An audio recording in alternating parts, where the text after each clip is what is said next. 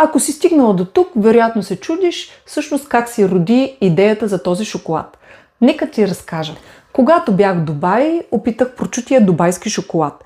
Шоколад, кадаиф и шамфастък. Невероятна комбинация. Беше изключително вкусен и изключително калоричен. Около 600 калории на 100 грама. И си казах, аз това не мога да го ям, ще си разваля режима. За мен е много важно да съм във форма, тренирам, внимавам какво ям и не искам един десерт да ми затри усилията. Но вкусът не ми излизаше от главата.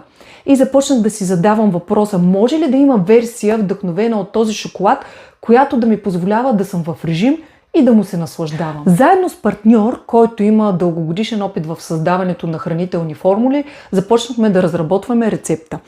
Тествахме, променяхме, опитвахме отново. Балансът беше труден, защото исках да запазя усещането за истински шоколад, но без да се превърне в калорийна бомба. Месеци по-късно постигнахме формула, която е по-ниско калорична и с високо съдържание на протеин. Тествахме с приятелки и първата реакция беше: това наистина ли е шоколад с толкова малко калории? Тогава разбрах, че сме успели. И така се роди Dubai Protein Chocolate.